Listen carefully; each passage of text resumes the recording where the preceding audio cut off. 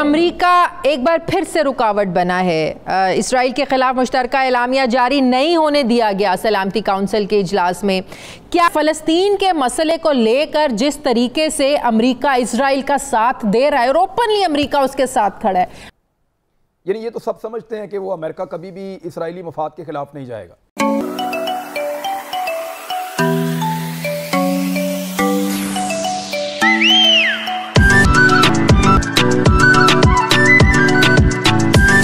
Hello नमस्कार दोस्तों, आपका स्वागत है मेरे चैनल में और चैनल को सब्सक्राइब कीजिए और लाइक कीजिए। चलो वीडियो को स्टार्ट करते हैं और देखते हैं क्या हुआ। इसराइली फोर्सेस गजा पर मुसलसल बमबारी कर रहे हैं। इजरायली वज़ीर आज़म नेतन्याहू ने ऐलान किया है कि गजा की पट्टी पर पूरी कुव्वत से हमले कुछ अरसे तक जारी रहेंगे। फ़लस्तीन की हालिया सूरत हाल पर अक़वाम मुत्तहिदा की सलामती काउंसिल का जो इजलास हुआ, ये बगैर किसी नतीजे के ख़त्म हुआ। सलामती काउंसिल में पेश की जाने वाली करारदाद को अमरीका की तरफ से वीटो कर दिया गया, जिसकी वजह से सलामती काउंसिल के इजलास का मुश्तरका एलामिया जारी नहीं हो सका और बाद में इस इजलास को मौखर कर दिया गया। क्या OIC की मज़म्मती करारदाद जो है ये फ़लस्तीनियों को इजरायली मज़ालिम से निजात दिलवा सकेगी? ये सर OIC का भी इजलास हुआ, रिवायती मज़म्मती करारदाद जो है ना वो मंजूर की गई। क्या ऐसी रिवायती मज़म्मती करारदादें फ़लस्तीनियों के मसाइल हल कर सकती हैं? सर, मुसलमान हो तो रोहिंग्या हो, कोई भी हो, उनके काम हम बिल्कुल नहीं आते। हम ज़बानी जमा खर्च कर सकते हैं, कॉन्फ्रेंसेस कर सकते हैं, करारदाद को पास कर सकते हैं, लेकिन किसी के काम नहीं, क्योंकि हम खुद अपने काम में यही मैं आपसे पूछना चाह रही थी कि अमेरिका एक बार फिर से रुकावट बना है। इसराइल के खिलाफ मुश्तरका एलामिया जारी नहीं होने दिया गया सलामती काउंसिल इजलास में। क्या आलमे इस्लाम मिलकर भी, मुस्लिम ममालिक मिलकर भी अमेरिका को इन्फ्लुएंस नहीं कर सकते? सर, अगर वो यकजा होते तो ये वो कर सकते थे, लेकिन आप देखें इस्लामी दुनिया भी वो मुनक़सम है, अरबों और ईरानियों के दरमियान लड़ाई है, तो किसी मौजू पे मिल जाते हैं और रस्मी तौर पे वो यकजा होकर बयान देते हैं, लेकिन उनके आपस में कोई सही मानों में वो इत्तेफाक नहीं पाई जाती है। और 70 साल की गलत हुक्मरानी की वजह से, जिसमें हम भी शामिल हैं और अरब दुनिया भी, तो हम अपने ही बैड गवर्नेंस के शिकार हैं। हमारी ताकत नहीं है। और वैसे भी अमेरिका जो है और इजराइल आइडियोलॉजिकली, नज़रियाती लिहाज से भी वो इस्लाम दुश्मन है और वो फॉरेन टेररिज्म के तहत वो इस्लाम के साथ ये एक मुहिम चला रहे हैं। इस्लामोफोबिया के बारे में जो हम बात करते हैं,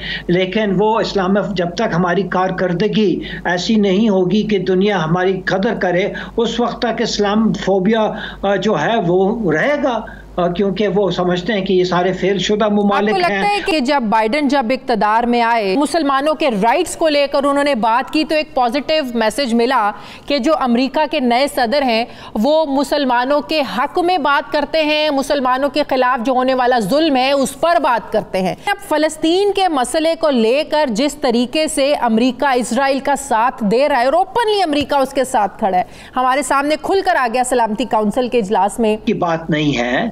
अगर हम खुश फहमी में रहना चाहते हैं बाइडेन के मुताबिक या किसी और सदर के बारे में, पाकिस्तान के साथ, मुसलमानों के साथ क्या दोस्ती दिखाई? कुछ भी नहीं, जीरो। बट इसराइल अभी एक हकीकत है। ये कहना कि हम उसको नीस्त नाबूद कर देंगे, ख़त्म कर देंगे, ये शायद इतना प्रैक्टिकल नहीं है, कि उनके पीछे अमेरिका भी खड़ा है और भी चीज़ें हैं। तो फिर UN की जनरल असेंबली जो है वो करारदाद पास कर सकती है, क्योंकि वहाँ पर वीटो नहीं हो सकता।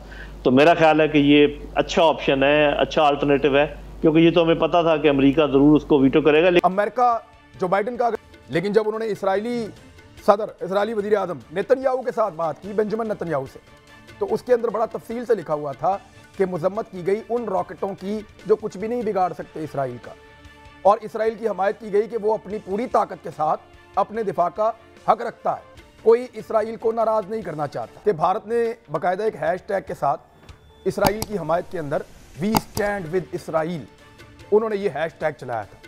क्या आपको लगता है कोई ऐसा ऑप्शन है कि मुसलमान इकट्ठे होकर कभी इसराइल को वार्न करेंगे? और पे उनको रिलीफ मिलना चाहिए, और वो यही है कि जंग उसकी रोकी जाए, बंद की जाए।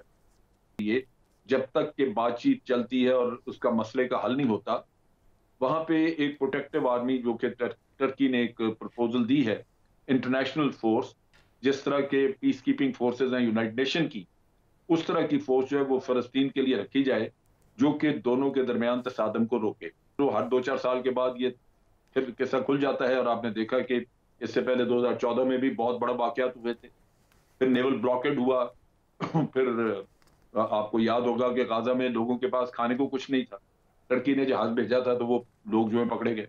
अमेरिका ने एक डील की है इसराइल के साथ और उन्होंने मंजूरी दे दी है 735 मिलियन अमरीकी डॉलर्स का जो असला है वो उनको मजीद फराम किया जाएगा।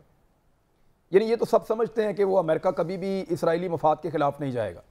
बात सारी है कि हमारी भी फौजें 1969 में जॉर्डन में गई थी जब ज़ियाउल हक साहब लीड कर रहे थे, और 1973 की भी जंग में हमारी फौजें गई थी।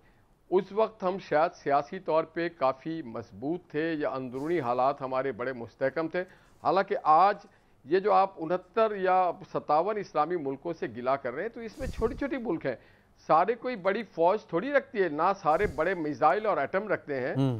तो जिस मुल्क में आप आपस में इंतशार और मुंतशिर रहते हैं, तो वो मुल्क दूसरों की चमचागिरी तो कर सकता है, मुनाफकत तो कर सकता है, उसके अवाम नहीं, उसके जो ताकतवर तबके हैं वो लोग। ठीक, अपने मुल्क अपने अंदर मलिक रियाज से कब्जा नहीं छुड़वा सकता, वो मुल्क इसराइल से कब्जा छुड़वाएगा। सर बात की कि 1973 में हमारी फौजें गई थी, उस वक्त हमारे हुक्मरानों के पैसे बाहर नहीं थे, उस वक्त आपका मुल्क इतना दिवालिया नहीं था, और कोई भी मुल्क मैं बता दूं उधर फौजें नहीं भेजेगा। हम बिखर चुके हैं। ये अमेरिका एक इस खित्ते का बदमाश है, वो इसराइल के पीछे है। मैंने तो बताया 5 अगस्त 2019 से मकबूजा कश्मीर में कौन सा जुल्म है जो नहीं हुआ, और हमने प्रैक्टिकली क्या किया। ट्वीट हमने बड़े जज्बाती किए होंगे, मैं नहीं छोड़ूंगा, फलां नहीं करूंगा, कश्मीर बनेगा, पाकिस्तान मेरी शाहराग है, ये सारी चीज़ें मैंने बचपन से सुनी हैं।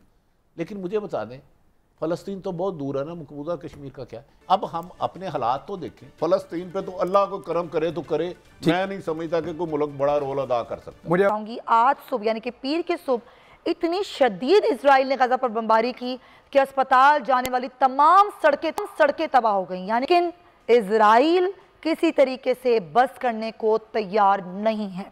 OIC ने भी करारदाद मंजूर की, 2 स्टेट सोल्यूशन पेश किया। यूनाइटेड नेशन में 3 इजलास अब तक हो चुके हैं कि तमाम मुस्लिम उम्मा, बल्कि मुस्लिम उम्मा क्या पूरा अक़वाम आलम क्या कर सकता है अमली इक़दामात, और कर क्यों नहीं रहा। और इसमें आपके बहुत बड़े ह्यूमन राइट्स के यूरोपियन कंट्री के चैम्पियंस भी देखने वाले हैं कि उनका क्या बेहिस एटीट्यूड है। अमेरिकन जो अपने आप को सुपर पावर कहता है, उनका नहायत घटिया और हमकाना एटीट्यूड है, और वो टोटल उनकी बैग पुष्पनाई की वजह से इजराइल ये कुछ कर रहा है कि एक जिस तरीके से यूनाइटेड नेशन का सेशन हुआ है और उन्होंने करारदाद की है, बिल्कुल नाकाफ़ी है। बहुत ही एक दर्दमाना तरीके से बात कर रहे हैं कि जी अमेरिकन तो ओपन साथ हैं, उन्होंने कहा जी कि Israel is right to defend, बात ख़त्म।